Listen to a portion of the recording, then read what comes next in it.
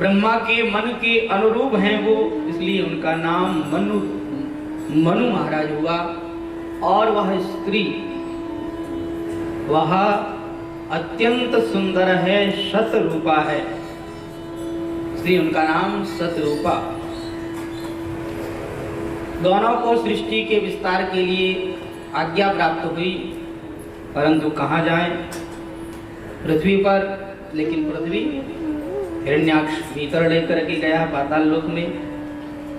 ब्रह्मा के मन से भगवान का स्मरण हुआ और भगवान वराह प्रकट हुए और वराह भगवान ने हिरण्याक्ष का वध करके पृथ्वी को स्थापित किया।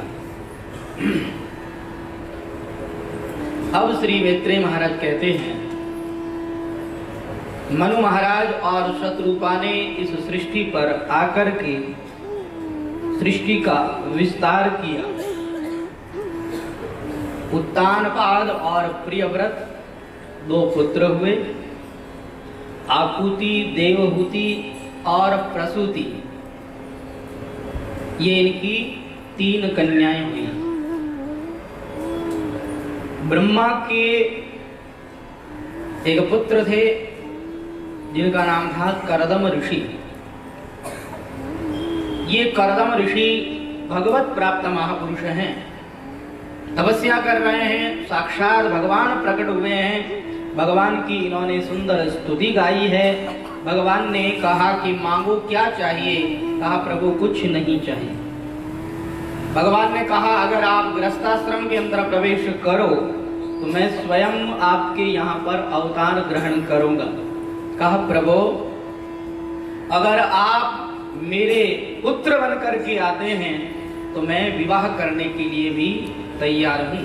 तो कहा ठीक है, कल ही आपके पास में स्वयंभू मनु आएंगे, अपनी कन्या को लेकर के विवाह का प्रस्ताव रखेंगे, तो तुम विवाह कर लेना। भगवत आज्ञा हुई, इसलिए करदम प्रजापति विवाह करने के लिए तैयार हो गए। और इधर स्वयंभू मनु अपनी पुत्री देवहूति को लेकर के आए। करदम प्रजापति को उन्होंने विवाह के लिए प्रस्ताव रखा। करदम प्रजापति ने उनको बैठने के लिए स्थान दिया। माता देवहूति को भी आसन दिया, लेकिन माता देवहूति ने बड़ी चतुरता के साथ में उस आसन को स्वीकार किया। आसन पर बैठी नहीं, उन्होंने आसन पर केवल हाथ रखा है। कहा कि अगर मैं होने वाले मेरे ये पति हैं, अगर पति के द्वारा मैं सेवा लेती हूं तो ये तो मेरा पतिव्रत धर्म नहीं। और इन्होंने आज्ञा दी है कि आसन ग्रहण करें, तो इनकी आज्ञा का पालन न करें वो भी अच्छा नहीं। इसलिए उन्होंने उस आसन पर हाथ रख दिया, मानो उन्होंने पति की आज्ञा को स्वीकार कर लिया और उनकी सेवा भी नहीं ली। अपने पतिव्रत धर्म का उन्होंने पालन भी कर लिया और उनकी आज्ञा का भी पालन हो गया। होने वाले पति हैं, इसलिए उन्होंने उनकी आज्ञा को शिरोधार्य कर लिया। जब करदम प्रजापति ने ये देखा तो करदम प्रजापति खुश हो गए, प्रसन्न हो गए। कहा योग्य कन्या है। जब स्वयंभू मनु ने विवाह का प्रस्ताव रखा तो करदम प्रजापति ने हाँ कर दिया और वहां विधिवत करदम प्रजापति के साथ में देवहूति माता का विवाह हो गया। करदम प्रजापति ने यहाँ स्पष्ट कह दिया था कि मैं गृहस्थाश्रम में ज्यादा दिन तक नहीं रह सकता। अगर मेरे कोई पुत्र हो गया तो उसके बाद में मैं भजन करने के लिए जंगल में चला जाऊंगा। मैं हमेशा हमेशा के लिए ये गृहस्थाश्रम का बंधन स्वीकार नहीं करूंगा। अगर ये मंजूर हो तभी आप अपनी पुत्री का मेरे साथ विवाह करें। मनु महाराज ने स्वीकार किया, देवहूति ने भी स्वीकार किया और इस तरह से उनका विवाह हो गया। विवाह होने के बाद में करदम प्रजापति की तो ऐसी समाधि लगी, ऐसी समाधि लगी कि कई वर्षों तक समाधि में ही बैठे रहे। माता देवहूति को देखिए, इन्होंने इतनी सेवा करी, इतनी सेवा करी कि एक दिन जब करदम प्रजापति की आंख खुली और उन्होंने देवहूति को अपने पास में पाया तो उन्होंने कहा देवी कौन हो तुम? भगवान के भजन में इतने संलग्न हो गए कि ये भी भूल गए कि मेरा विवाह भी हुआ है। इतना तक भूल गए, इतने वो तल्लीन हो गए। देवहूति माता कहती है, प्रभु आप मुझे जानते नहीं, मेरे पिता ने आपके साथ मेरा विवाह किया है। सारी बातें याद दिलाई, तब उन्हें होश आया। और उस समय में कर्दम प्रजापति बड़े प्रसन्न हुए। कहा, तुमने अपने धर्म का पालन किया, मैं तो भजन में बैठ गया, लेकिन तुमने मेरी इतनी सेवा करी, इतनी सेवा करी, मैं तुमसे प्रसन्न हूँ, बोलो क्या चाहिए। कहा, भगवान मेरी तो बस एक ही इच्छा है कि मेरी कोई संतान हो जाए। कहा, जरूर होगी तुम्हारे संतान। और भगवान ने स्वयं ने मुझे यह आज्ञा दी है कि मैं स्वयं तुम्हारे यहाँ पर अवतार ग्रहण करूंगा। साक्षात भगवान तुम्हारी कोख से जन्म लेंगे, साक्षात भगवान तुम्हारे घर में आएंगे और तुम्हारे आंगन में साक्षात भगवान खेलेंगे। ऐसा कहकर के कर्दम प्रजापति ने कहा, अब आप जाओ, जाकर के सरोवर में स्नान न करो। जैसे ही सरोवर में स्नान करने के लिए उन्होंने डुबकी लगाई, डुबकी लगा करके जैसे ही बाहर आई, उन्होंने क्या देखा, हजारों दासियां उनके पास में खड़ी है, उनकी सेवा में खड़ी है। कर्दम प्रजापति ने अपने तपोबल के द्वारा एक ऐसा दिव्य विमान प्रकट कर दिया। उस विमान में बैठ करके कर्दम प्रजापति विहार करने लगे। ऐसा विमान जो मन की गति से भी तीव्र चलता हो, ऐसा दिव्य विमान प्रकट किया है। देखिए, हमारे भारत के ऋषि मुनि महात्मा, उन्होंने जो आविष्कार किया, वैसा आविष्कार विज्ञान नहीं कर सकता है। आज हम लोग कहते हैं विज्ञान बहुत आगे बढ़ गया, लेकिन विज्ञान ने तो अब जाकर के हवाई जहाज आदि बनाए हैं, और वो भी ईंधन से चलते हैं। उनमें भी पेट्रोल आदि डालना पड़ता है, तब वो चलते हैं। लेकिन हमारे ऋषि मुनि महात्मा तो संकल्प मात्र से विमान बना लेते, और उनके संकल्प से ही वो विमान चलता रहता, ऊपर ही उड़ता रहता। 100 वर्ष तक उनका विमान आकाश में ही उड़ता रहा। ऐसा कोई विमान है जो 100 वर्ष तक आकाश में उड़ता रहे? हमारे ऋषि मुनि महात्माओं के तपोबल के अंदर ऐसी ताकत थी। 100 वर्ष तक विहार करते रहे, और 100 वर्ष में इनके 9 कन्याएं हुई।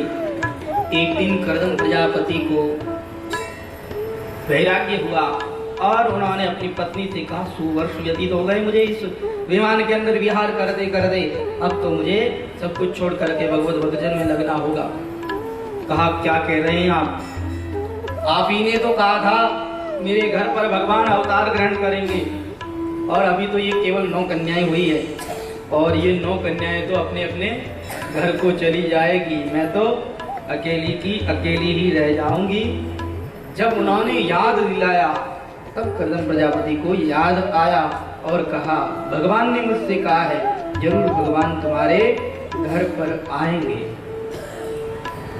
जैसे ही कर्दम प्रजापति ने उन्हें आशीर्वाद दिया, तो कहते हैं कि समय आने पर हमारे कपिल भगवान माता देवहूति के उदर से प्रकट हुए। बोलिए कपिल भगवान की। कर्दम प्रजापति कपिल भगवान के अवतार के साथ में ही उन्हें प्रणाम करके जंगल में निकलने का विचार कर लेते हैं। यहाँ पर ब्रह्मा जी भी आए, तो ब्रह्मा जी को देख करके उन्होंने तुरंत कहा कि आपके साथ में ये 9 ऋषि आए हैं, और मेरे घर पर 9 कन्याएं हैं। इन 9 ऋषियों के साथ में मेरी 9 कन्याओं का आप विवाह करा दीजिए। तब ब्रह्मा जी ने कर्दम प्रजापति की 9 कन्याओं का अपने 9 ऋषियों के साथ में विवाह करा दिया, और श्री कर्दम प्रजापति भगवत भजन करने के लिए जंगल में चले गए। अब हमारी माता देवहूति धीरे धीरे भगवान का पालन पोषण कर रही है। धीरे धीरे भगवान बड़े हो रहे हैं। एक दिन की बात है, जब कपिल भगवान बड़े हो गए तो माता देवहूति उनके पास में आकर के बैठती हैं और पास में बैठ करके उन्हें प्रणाम करती हैं और प्रणाम करके उनसे एक प्रश्न कर दिए हैं। निर्विन्ना नितरां भूमन् असद इंद्रियतर्षणात् येन संभाव्यं ज्ञानेन प्रपन्नान्धं तमः प्रभो। हे प्रभु, इन असद इंद्रियों की लालसाओं को पूर्ण कर दे मैं बूढ़ी हो गई हूँ, लेकिन इन इंद्रियों की लालसा अभी तक पूर्ण नहीं हुई है। हे प्रभु, मैं अज्ञान रूपी अंधकार में भटक रही हूँ, आप कृपा करें और कृपा करके अपनी ज्ञान रूपी खड्ग के द्वारा मेरे इस अज्ञान रूपी अंधकार को दूर कर दीजिए। इस अज्ञान रूपी अंधकार को आप काट डालिए। जैसे ही कपिल भगवान के श्री चरणों में माता देवहूति ने ऐसी प्रार्थना करी, तब कपिल भगवान माता देवहूति को यहाँ प्रणाम करते हैं और प्रणाम करके माता देवहूति के बहाने यहाँ हमारे भगवान सांख्य शास्त्र का उपदेश करते हैं। ऐसा सांख्य शास्त्र का उपदेश करते हैं कि जिस सांख्य शास्त्र का उपदेश श्रवण करने मात्र से ही लोगों की पाप की वृत्ति दूर हो जाती है। कपिल भगवान माता देवहूति को प्रणाम करके कहते हैं, योगः आध्यात्मिकः पुंसां मतो निःश्रेयसाय मे अत्यन्तो परतीर्यत्र सुखस्य च दुःखस्य च सुखस्य च।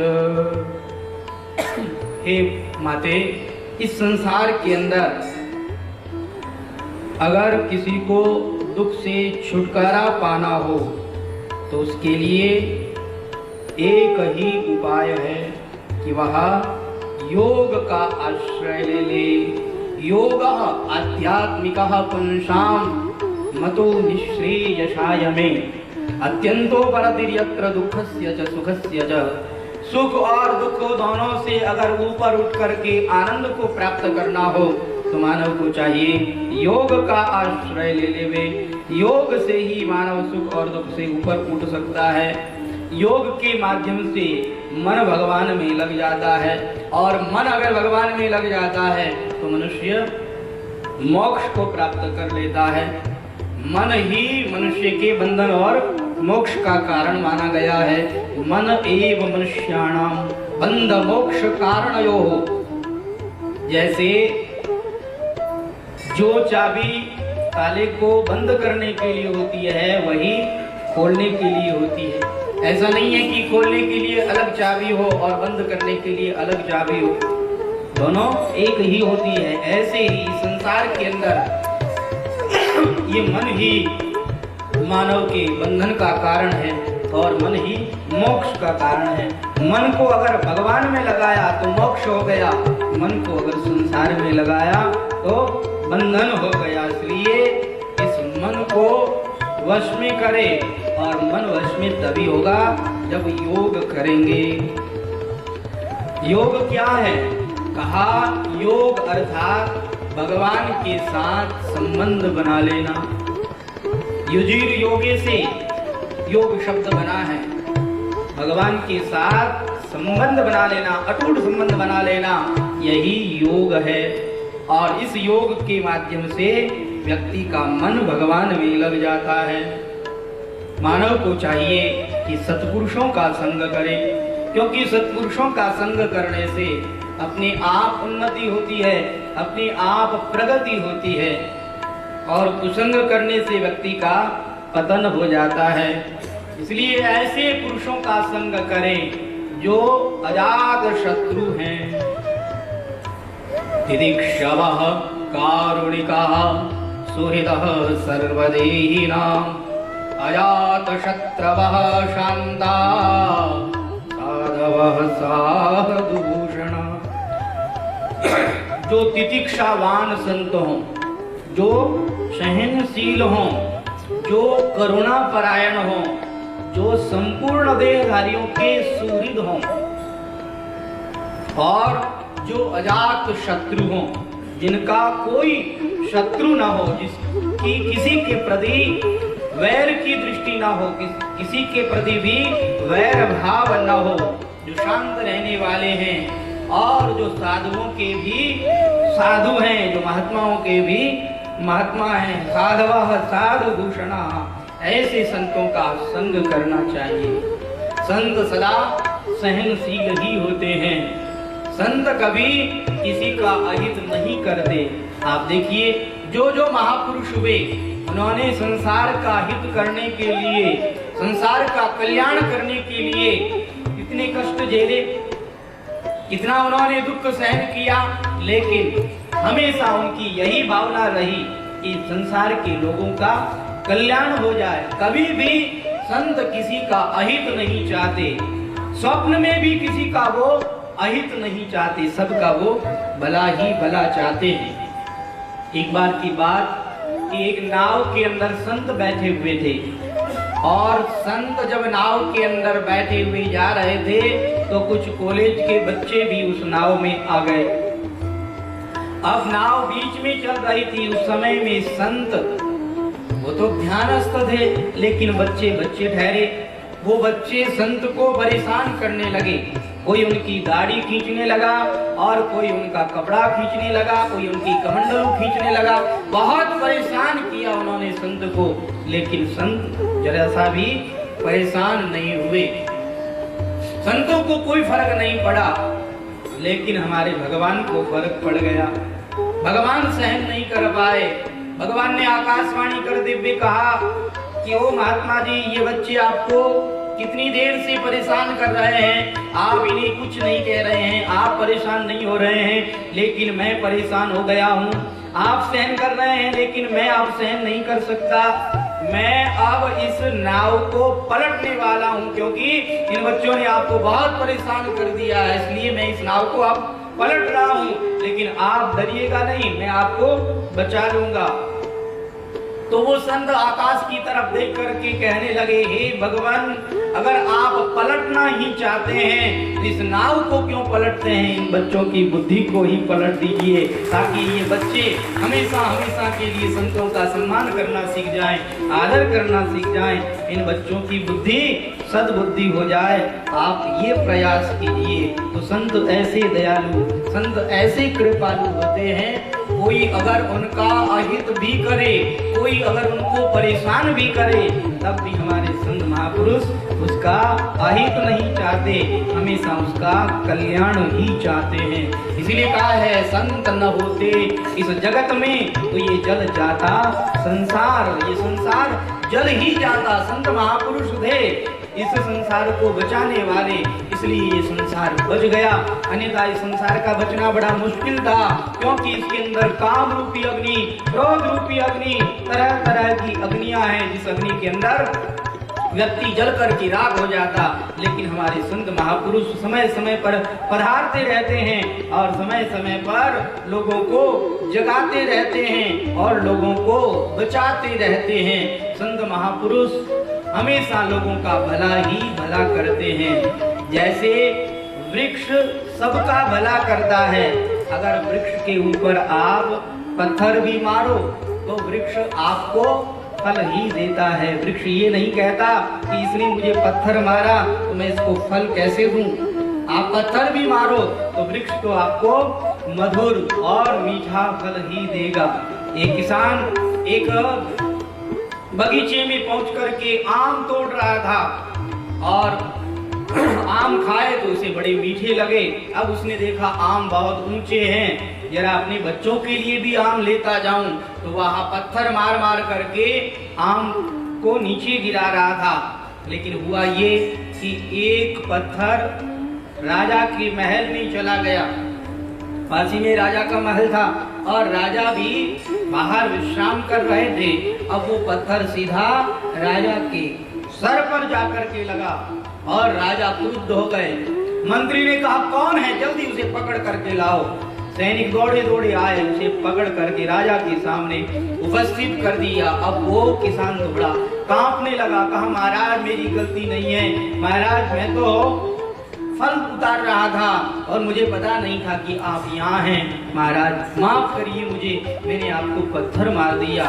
राजा ने सैनिकों से कहा आप लोग इसे छोड़ देवे और इसे इतना धन दे दो, इतना धन दे दो कि ये सदा सदा के लिए सुखी हो जाए। कहा महाराज क्या बात कर रहे हैं, इस व्यक्ति ने आपको पत्थर मारा है और आप इसे इनाम दे रहे हैं, आप इसे धन दे रहे हैं, महाराज ऐसा क्यों कर रहे हैं? तो उस राजा ने बड़ा सुंदर जवाब दिया।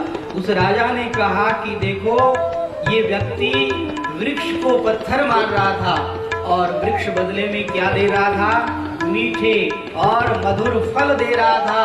अरे हम लोग क्या वृक्ष से भी गए बीते हैं जो कि इस व्यक्ति को दंड देंगे, हमें भी इसे दंड ही देना चाहिए क्योंकि यह गरीब है, गरीब की सहायता करना ये हम सब का कर्तव्य है। तो ऐसे संत होते हैं, ऐसे वृक्ष होते हैं जो पत्थर मारने वाले को भी फल ही देते हैं। तो वृक्षों की और संतों की गति एक ही होती है, हमेशा वो सबका भला ही करते हैं। तितिक्षवाः, संत महापुरुष सहनशील होते हैं। नदी में बहते हुए बिच्छू को जब संत ने अपनी हथेली में लिया तो हथेली में उसने काट दिया और जैसे ही काटा संत का हाथ कांप गया, नीचे गिर गया बिच्छू। तुरंत उन्होंने उठाया, फिर उसको बाहर निकालने लगे, फिर उसने काट दिया।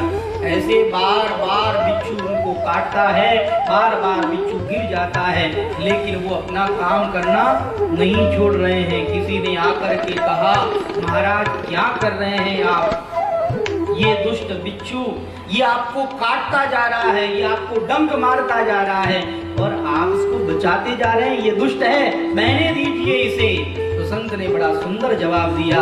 संत ने कहा भैया ये बिच्छू कितने ग्राम का है? कहा ज्यादा से ज्यादा 10 ग्राम का होगा। कहा ये 10 ग्राम का बिच्छू ये अपना स्वभाव नहीं छोड़ रहा, इसका स्वभाव है डंक मारने का, ये अपना स्वभाव नहीं छोड़ रहा। तो भैया मैं 80 किलो का व्यक्ति अपना स्वभाव कैसे छोड़ सकता हूँ? मेरा स्वभाव है बहते पे को बचाना, इसका स्वभाव है काटना डंक मारना, तो ये अपना स्वभाव नहीं छोड़ रहा है, मैं अपना स्वभाव कैसे छोड़ दूं? तो तितिक्षवाः कारुणिकाः, जो तितिक्षावान संत होते हैं और जो करुणापरायण संत होते हैं, जो दुखी को देख करके करुणित हो जाते हैं, द्रवित हो जाते हैं और सुहृदः सर्वदेहिनां, संपूर्ण देहधारियों के जो सुहृद हैं, ऐसे संतों की शरण में जाना चाहिए और ऐसे संतों का सत्संग करना चाहिए। कपिल भगवान कहते हैं कि मदाश्रयाः कथामृष्टाः शृण्वन्ति कथयन्ति च तवन्ति विविधास्तापास् नेतान् तत् मद्गत चेतसः। ऐसे संतों की शरण में जाना चाहिए जो मेरे आश्रित हैं, जो मेरी ही कथा का हमेशा गान करते रहते हैं, जो हमेशा मेरे ही नाम का स्मरण करते रहते हैं। ऐसे संतों के पास में जाना चाहिए। कहा महाराज ऐसे संतों के पास में जाने से क्या होगा? कहा सताम प्रसंगान मम वीर्य सम्मदो भवन्ति हृत्कर्ण रसायना कथाः। ऐसे संतों के पास जाएंगे और उनके श्रीमुख से कथा सुनेंगे तो कथा सुनते ही श्रद्धा उत्पन्न हो जाएगी, रति उत्पन्न हो जाएगी और भक्ति उत्पन्न हो जाएगी। इसलिए ऐसे संतों की शरण में जाना चाहिए। संत महापुरुष इस जगत के हितकारी नहीं परम हितकारी है, इसलिए कहा है संत परम हितकारी जगत